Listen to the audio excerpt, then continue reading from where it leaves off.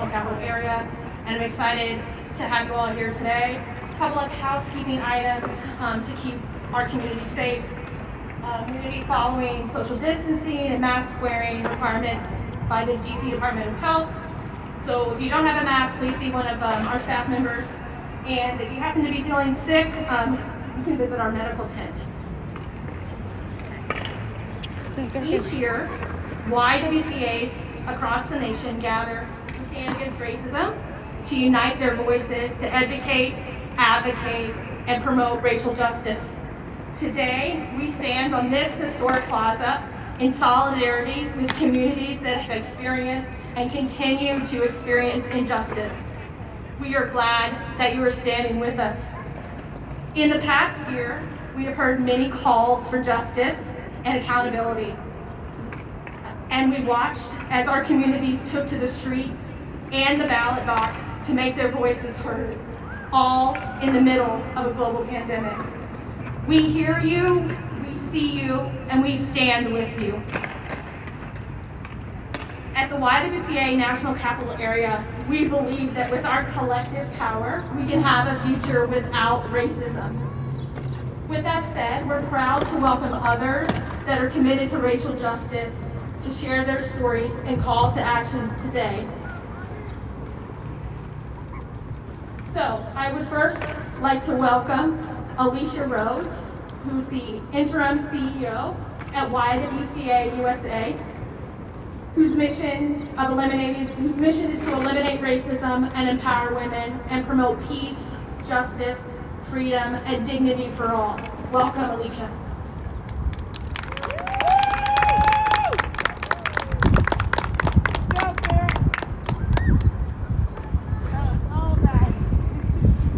Good afternoon. Thank you so much for that warm welcome, and thank you for having me and putting this amazing event together, Monica. Again, my name is Alicia Rhodes. I am the interim CEO of the YWCA USA.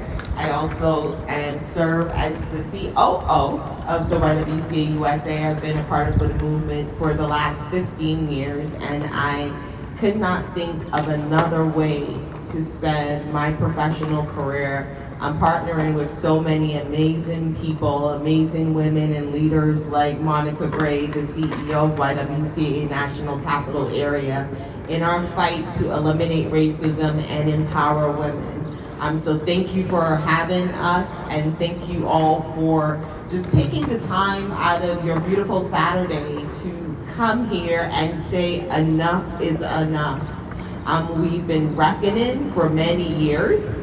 We've been marching, we've been rallying, we've been releasing press release, and then we still wake up to the news reports. We still wake up with the ongoing trauma and the re-traumatizing because of what we see in the media. Because we continue to lose our babies, because we continue to lose our brothers, we continue to lose our sisters, and we're losing them at the hands of the folks that are supposed to serve and protect all communities in this country. So I am here today to stand against racism, not only today, but every single day. I am here to say enough is enough.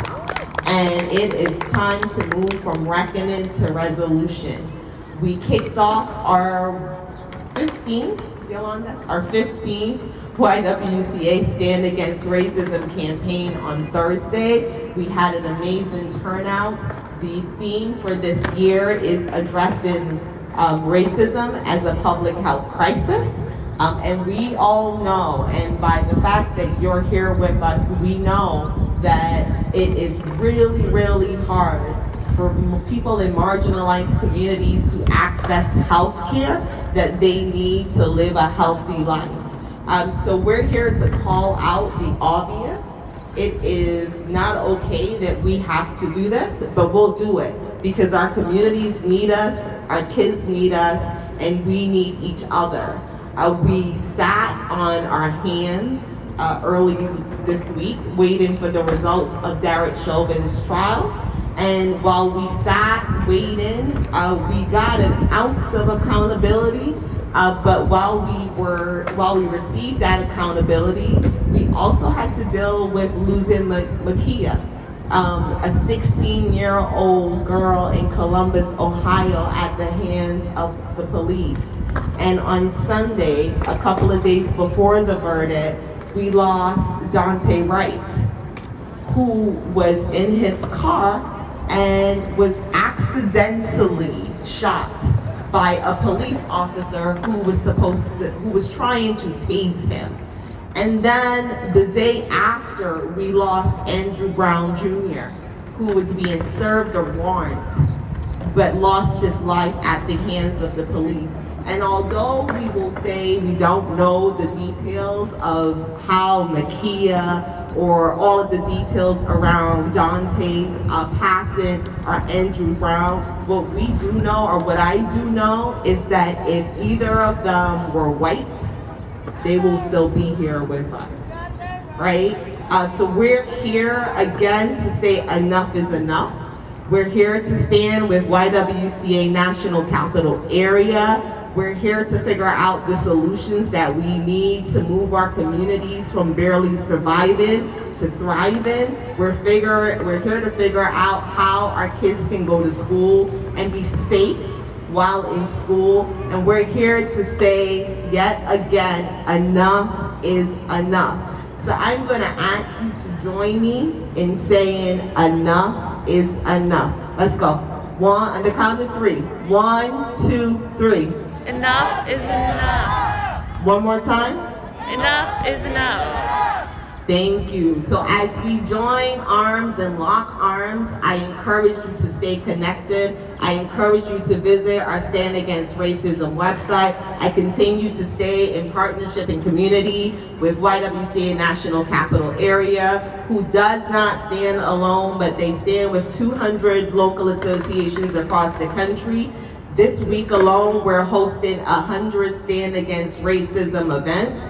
And while we operate in 1,200 communities, know that this work is not for this moment. Although Stand Against Racism campaign is for a week, this is the work of the YWCA. We do this every single day, regardless of whether or not the federal government is there to help us, whether or not law enforcement is there to help us. YWCA for the last 162 years has shown up at the forefront of most of the racial and social justice issues in this country, and we are committed to standing up, and we will continue to be here until we all can live an equitable life. So thank you again for joining us today. Thank you for joining us always, and I ask you to continue to stay engaged, continue to say enough is enough, continue to partner with the amazing organization YWCA National Capital Area, and just let's do this. We can do it. Our ancestors paved the way, and we will leave this world better than we inherited it. Thank you so much, and have a great day.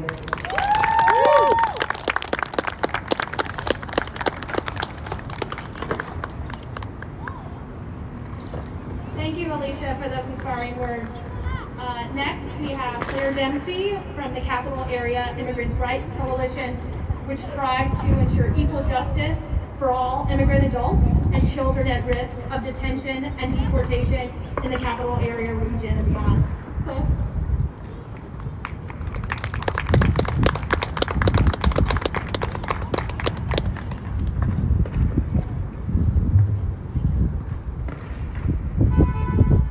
Good afternoon. I want to thank Sarah, Monica, Alicia, and the entire YWCA for hosting this really important event and inviting Care Coalition to participate. My name is Claire Dempsey, and I'm a case manager at the Capital Area Immigrant Rights Coalition. Care Coalition, as we call it, is the only nonprofit that focuses on providing free legal and social services to detained immigrants in the DMV region. As you can imagine, our clients are no stranger to racism. In fact, most of our clients have ended up in ICE detention due to racist surveillance and policing policies that doubly punish Black and brown immigrants in the criminal and immigration legal systems. In our work, we see examples every day of how racism undergirds the entire detention and deportation system. I think of my South African client, Michael, who, after being tased by a DC police officer and rushed to the hospital, was sent to DC jail and soon transferred to ICE custody. I think of my Jamaican client, John, who has repeatedly been denied adequate medical and mental health care services in detention despite his chronic pain and emergency trips to the hospital.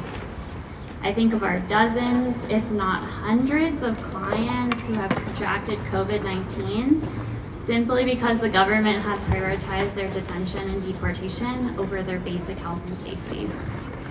This criminal immigration pipeline only perpetuates continued violence, family separation, and trauma within our communities. At Care Coalition, we know that immigration justice simply does not exist without racial justice. The same white supremacy that makes it possible for Breonna Taylor, Dante Wright, Adam Toledo, and countless others to be murdered by police is the same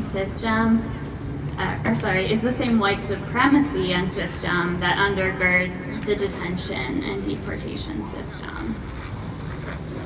The system and structure of how people in positions of power interact with people of color, whether police, prosecutors, immigration and customs enforcement, Customs and Border Patrol, has always been rooted in protecting white lives at the expense of Black and brown lives. If we want to live in a more fundamentally welcoming world, a kind world, a more empathetic world, a world where we are safe and human and can be our best selves, we need to see these anti-racist values reflected in the systems in which we live.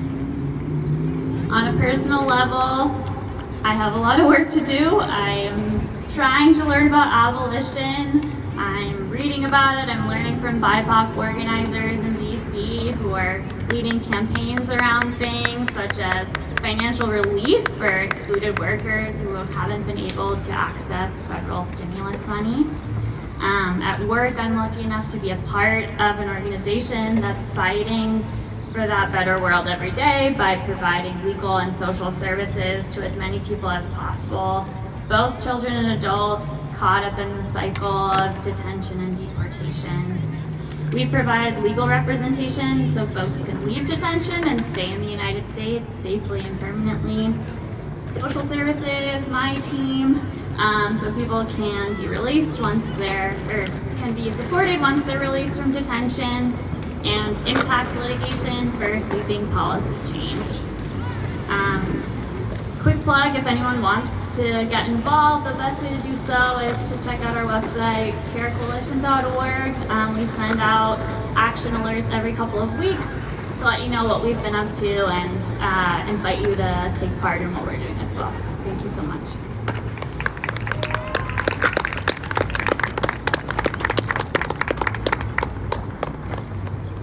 Thank you, Claire. Next, we have Jillian Burford from Serve Your City, which is a community organization offering life-changing experiences, opportunities for at-risk DC students, along with serving as the infrastructure hub for Ward 6 Mutual Aid, a partnership of more than 36 organizations that came together to share resources and save lives during the COVID-19 pandemic. Welcome, Jillian.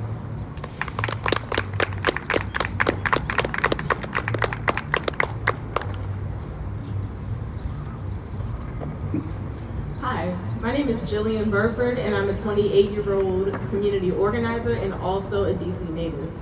And the reason why I mentioned that I'm a DC native, because we're not really out here like that anymore. So initially, at the beginning of this week, I had a completely different speech in mind, but given the last week, I changed the tone a bit. So when I had heard about Micaiah Bryant, it hit home very closely, because at 16 years old, Micaiah Bryant looks like my 16-year-old cousin Leah. And so when I think about the work that I do with Serve Your City and how we provide extracurricular activities for Black and brown youth, I think about why we have to do these things. Instead of providing an escape for these kids, I'm not understanding why we're not doing more to create a better system and a better future. We should not have to sit here and argue about whether or not Micaiah Bryant deserved to die, because she did not. She was 16 years old and she was scared and fighting for her life. So when I think about my own family, that's what I see. I see Micaiah Bryant as my 16-year-old cousin. And as of yesterday, the news about Andrew Brown Jr. actually hit very close to home, because my family is from Elizabeth City, North Carolina, where he died. My family has been in Elizabeth City, North Carolina since the mid-1800s. So very well, that could have been my actual blood relative. My family helped build that town where this Black man died. And so when I think about these things and I'm hearing folks say, what can we do to stand against racism? What we can do is this right now, is have these very honest conversations and actually address the issue. Because really and truly, yes, racism is bad, but it takes away the teeth from what it actually is, and that's white supremacy.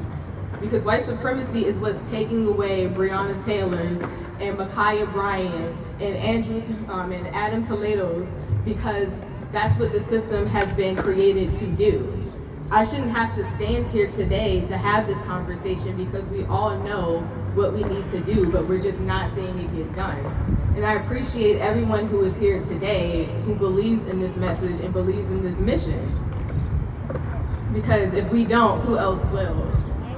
But to tie it back into the work that we do with Serve Your City, we stepped in and we stepped above and beyond, because initially we were an extracurricular activities organization. And over the last year, we have built a mutual aid system. So if you've heard of Ward 6 Mutual Aid, that's us. We brought together folks who were dedicated to ending, I don't want to cuss, so sorry, I'm gonna avoid it. But we came together and saw an issue that we're still seeing in the city. The city council is right there across the street, and we're still seeing the exact same problems that I've been growing up with, but all the pandemic did was make it significantly worse. So what can we do? Because we can't keep having these conversations, and I can't keep saying, oh, this is bad and that's bad, because we all know it's bad. But if we band together, we can get it all done. I'm sorry if I start rambling and if I get a little bit of emotional, but it's just because this means so much to me, because it's not just a conversation, it's my actual life. So what I am doing to combat racism is just being myself, because that's all I can be. Because I'm not just thinking about myself, I'm thinking about every single Black person that I see, every single brown person I see, everybody that I see, because I understand that if one of us is down, we're all down. So I think that's all I have before I end up taking up way too much of everyone's time today. But thank you so much for listening to me. This is my very first rally. Thank you.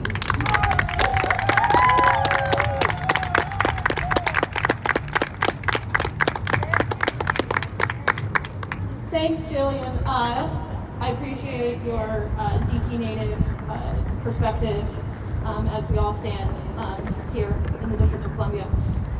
Next up, we have Joy de Guzman, who's the Manager of Community Engagement and Asian Americans Advancing Justice, AAJC, whose mission is to advance civil and human rights for Asian Americans and to build and promote a fair, equitable society for all of us.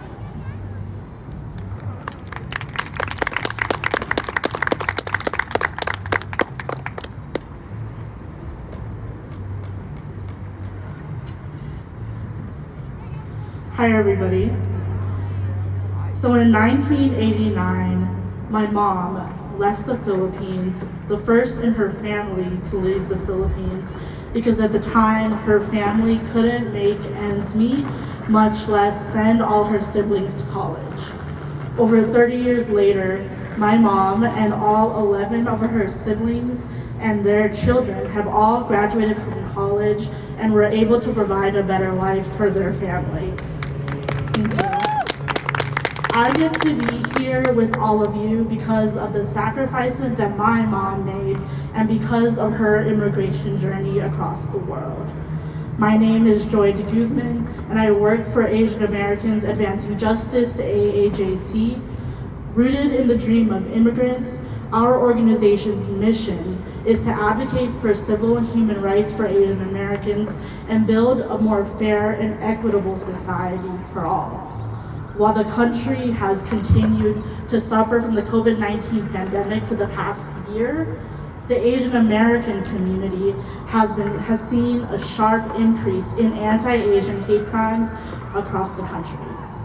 This has manifested in incidents on attacks of the elderly, and it's manifested in the targeting of Asian American families, like a family in Texas who was just grocery shopping in a Sam's Club when their 2-year-old and their 6-year-old were stabbed by a white man who thought that they were spreading the coronavirus.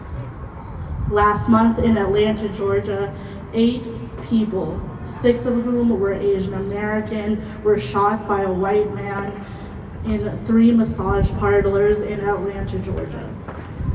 And just last week in an Indianapolis FedEx facility, 8 people were shot, 4 of which were Sikh Americans.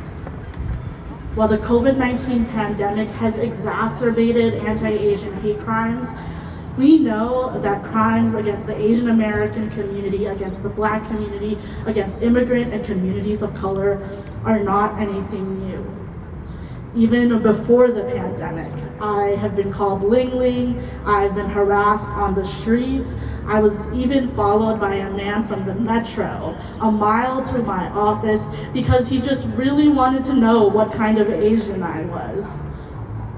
Post 9/11, South Asian Americans, Muslim Americans, Sikh Americans, and those perceived to be Muslim were targeted and scapegoated and continue to be targeted today. Racism, xenophobia, and discrimination has been a part of this country from the very beginning. This toll, the toll that these incidents have taken on our community has been massive. Asian American businesses around the country have had to shut down because people think that just by stepping foot into a Chinatown, they can get the coronavirus. Elderly Asian Americans refuse to leave their homes not because of the global pandemic, but because they fear that they'll be attacked and targeted just by going for a walk on their streets. And like many in our community, though it's hard to admit, I'm scared for my family, for my friends, and even myself. But despite this fear, we all have a role to play in dismantling racism, xenophobia, and white supremacy.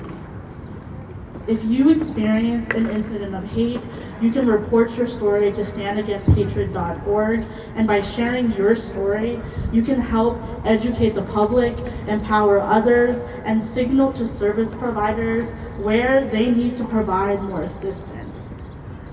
Another option is to attend a bystander intervention training, which Advancing Justice, AAJC, and Ywca provide. These trainings help prepare individuals to act when they see an incident of hate. You can also contact your local and state government and demand that they help provide crisis intervention methods and community-based solutions to violence. And finally, we can continue to do what we are all doing today. I know that while I want safety and the opportunity of joy for my community, I need to demand that for the Black community, for the immigrant community, for communities of color, and all marginalized communities. Together, we can create a more equitable and fair society. Together, we can create a country that is deserving of my mom's immigration story, and one that is deserving for future generations. Together, we can dismantle the barriers that racism and white supremacy have put up against us. Thank you all for spending time today, and thank you YWCA for providing this wonderful platform. Thank you.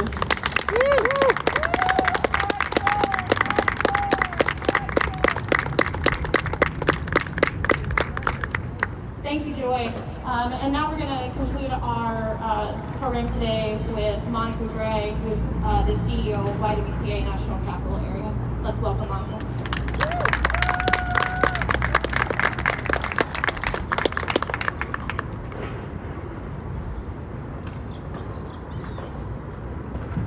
Thanks, Sarah. And we thank all of our speakers and all of those who are joining us today. I know our numbers aren't large, but our mission is mighty. And we're not governed by activities that are popular and crowded. We're governed by the work that we have been doing with the YWCA for 162 years. We've been doing this for about 4 years. We started doing it several years ago when, as we watched the activities of racial hatred growing in our country, we at the YWCA of National Capital Area decided that we needed to start making very public stands against what we saw happening in our country and what we heard coming from certain leaders in our country. And so we had our first event here about 4 years ago. Last year, because of the pandemic, we had to cancel our event, but this year we felt really strongly about having it again, despite some of the restrictions that we're under because of the pandemic. And in the months leading up to it, you know, we went back and forth. We said we'll have to wait to see what the city will allow us to do. The Park Service will have to approve it. And then I was sitting in my office on January 6th, just working. Our office never closed. We, because of some of the work we do, we maintain a free food pantry for the community, and so we kept our office open even after quarantine to serve people in our community who are experiencing food insecurity. And we have small numbers of students who were coming into our building. And so we were just working. And I got a text message from my sister, and she said, turn on the news.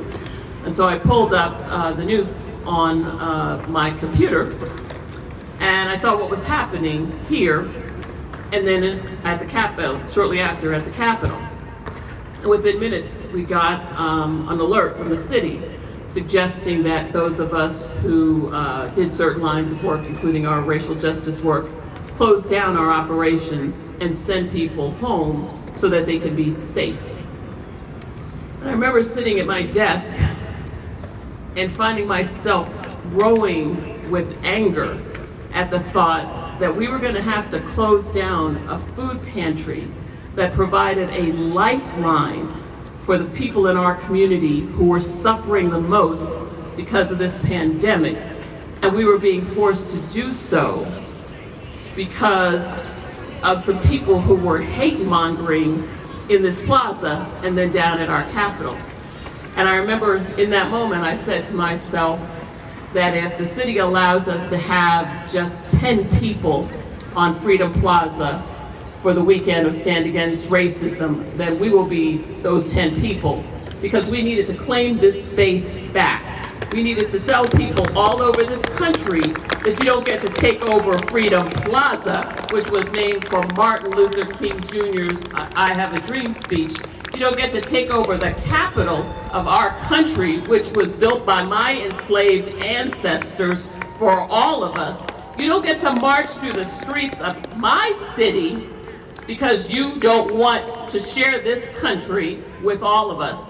And so I thought it was important to be here, not because we thought we would attract large crowds, but because we have an enormous mission, and that is to eliminate racism and empower women. And that's work that we do, whether it's convenient or popular, whether lots of people stand with us in person, or whether they work with us in many different ways.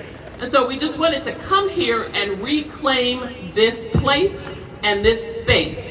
And so in whatever way you can do that with us, whether you have a religious tradition, a spiritual tradition, or something else you do, including just saying, bless this place, reclaim this space because it's ours. It's not a place where you gather here people to spread hate. It's a place where we gather to celebrate what our nation says that it stands for and to demand that it actually stands for all of the things that we were promised. And so I appreciate that you gathered here with us today to assist us in reclaiming this place and this space, for reminding people that that building over my shoulder belongs to all of us, and that we're going to continue to hold our government and our national leaders accountable for what we have been promised as a nation, and more importantly, for what so many of us in person and our ancestors have built. And so we're grateful that you joined us today. We ask you to continue to work with us and support the organizations that have been represented. We have some signs behind me that you can take with you. And we just ask you to spend a little bit of time today with us, walking around this place and reclaiming the space, its spirit, and the energy that is supposed to come from this extraordinary plaza right in the middle of our city, right near several of our seats of government, and remind our brothers and sisters around this country that our country is better when we celebrate everyone who is here, and we honor and we respect one another. And so we thank you for joining us, even if it wasn't the popular thing to do today. We appreciate all of your hard work and your energy and your effort in continuing to fight for racial justice and equity in our country. Thank you.